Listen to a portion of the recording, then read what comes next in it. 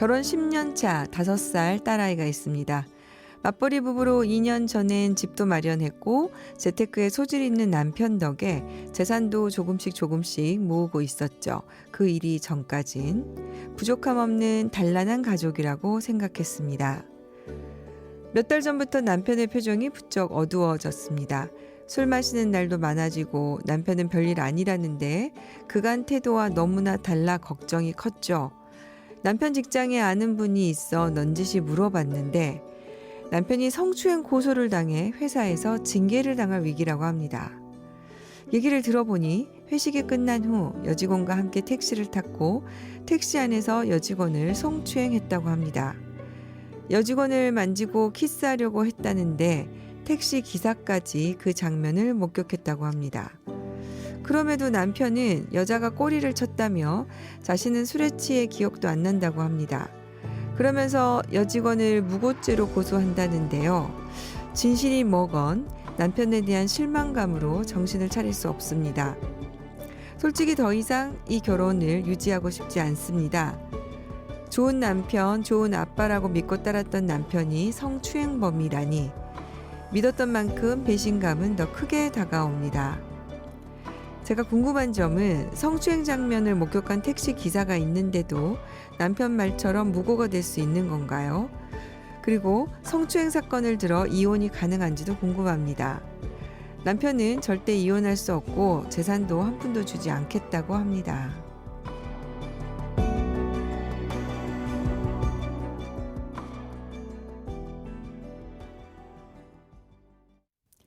네, 결혼 10년 차 단란했던 가정이 남편의 성범죄로 위기를 맞고 있는 것 같습니다. 백 변호사님, 사연의 상황으로 보면은 남편의 행동에 대해서 유죄로 인정될 가능성이 좀 있어 보이는 것 같아요. 네, 일단 진실은 뭐 정확히 여기서 파악할 수는 없지만 일단 사연만 봐서는 그렇게 좀 보입니다. 그 성폭력이라는 게 실제로 강간뿐만 아니라요. 그러니까 성추행도 들어가고 성희롱 등 이 성을 매개로 해서 가해진 모든 신체, 언어, 정서적 폭력을 모두 포괄하는 개념이거든요. 그래서 사연과 같이 이제 단순히 성적인 접촉만 있었다 하더라도 성폭력에 해당한다고 볼 수 있습니다. 그러게요. 지금 이 사연의 경우에 같은 회사에 다니는 또 직원을 상대로 벌어진 일이잖아요. 이런 부분은 어떨까요? 이게 이제 회사에 이제 상급자이든 하급자이든 상관없이 이제 같은 회사에 다니는 직원들을 상대로 벌어진 일이기 때문에 네. 이게 남녀 고용 평등과 일 가정 양립 지원에 관한 법률에 보면 직장 내 성희롱을 금지하고 있거든요. 네. 그러니까 이제 성희롱이라고 하는 게 직접 이제 신체 접촉은 물론이고, 그러니까 직접적인 성적 발언도 이제 거기에 해당하는데, 만약 이런 성희롱이 이제 직장 내 성희롱이 있었다라고 한다고 인정이 되면 이제 해고 사유까지도 될 수 있는 좀 중대한 문제인 것 같습니다. 그러니까요. 지금 그래서 회사에서 징계 절차가 진행 중이라고 네. 하니까요. 지금 택시 안에서 성추행이 벌어진 걸로 보이는데 택시 기사도 목격을 했다고 해요. 이 경우에는 아무래도 도움이 되겠죠. 유죄를 네, 인정하는데. 그렇죠. 아무래도 피해자 진술 외에 목격자인 택시 기사 진술이 증거가 될 수가 있고요. 만약 택시 안에 아마 있었을 걸로 보이는데 블랙박스가 설치되어 있었다면 그 블랙박스 영상도 증거가 될 수 있기 때문에 아마 부인하더라도 인정될 가능성이 있어 보입니다. 아무래도 이제 남편은 그 변명으로 여자가 꼬리를 쳤다. 무고죄로 고소한다. 이렇게 나오고 있는 것 같은데 이 부분은 어떨까요? 이게 무고라는 건 이제 타인으로 하여금 이제 형사처분이나 징계처분을 받게 할 목적으로 이제 신고한 사실이 객관적으로 진실에 반하는 허위 사실일 때 이렇게 성립하는 범죄입니다.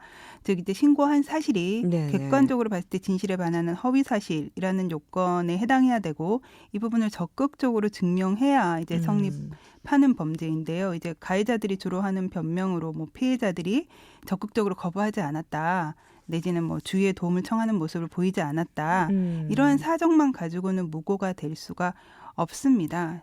그래서 이제 사연 주신 분 같은 경우에는 이제 남편분이 적극적으로 이게 허위 사실이다라는 걸 증명을 하지 않는다면 무고가 인정되기는 조금 어렵지 않겠나 싶습니다. 네.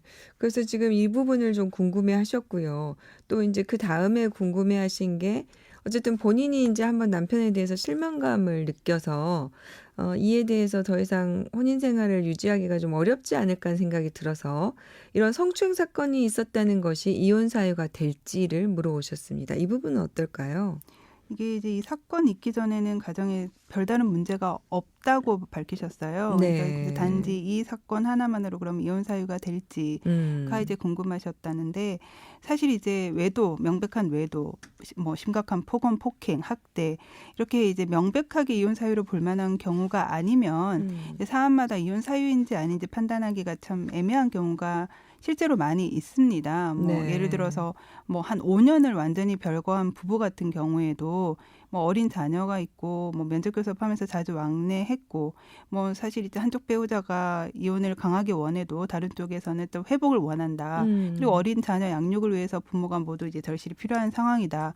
이런 경우가 법원에서 인정되면 뭐 5년 별거라 하더라도 이혼이 기각된 경우가 있었고요. 네. 그리고 부부싸움 중에 사실 폭력이 있었다라고 음. 하더라도 그 폭력이 우발적으로 야기됐고 뭐 일회성 뭐 한 번 정도 있었고 그게 폭력의 정도가 중하지 않았다라고 한다면 또 그 부분도 이제 폭력이 있었다 하더라도 기각된 사례도 있었거든요. 네. 그러니까 사실 이 경우에도 반드시 이혼 사유에 해당하느냐 이걸 좀 판단하기는 좀 어려울 수는 있는데 이제 그동안 이제 혼인생활 어떻게 해왔냐 이 부분도 네. 볼 거고요.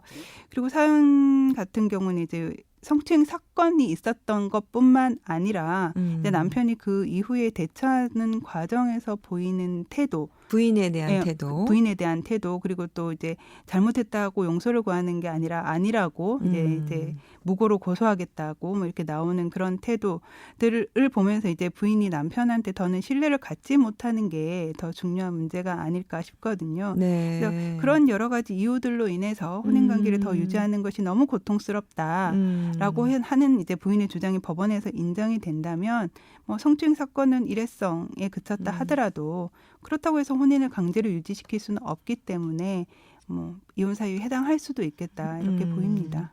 결국 우리 백 변호사님 말씀을 들어보니까 이제 이런 사건 하나만으로 이혼 사유에 뭐 해당한다 안 한다 이렇게 바로 판단하기는 어렵고 전체적인 그동안의 혼인 관계 그리고 이후의 대처 상황, 부부관계 신뢰 회복 여부 이렇게 다 종합적으로 판단이 되어야 되겠다 그런 생각이 네네 드네요. 맞습니다. 네. 그럼 마지막 질문입니다. 근데 지금 남편 입장에서는 어쨌든 본인이 지금 이혼을 안 하고 싶으니까 하는 말인 것 같기는 한데요. 재산 분할을 못 해주겠다고 하는데 이 부분은 어떻습니까?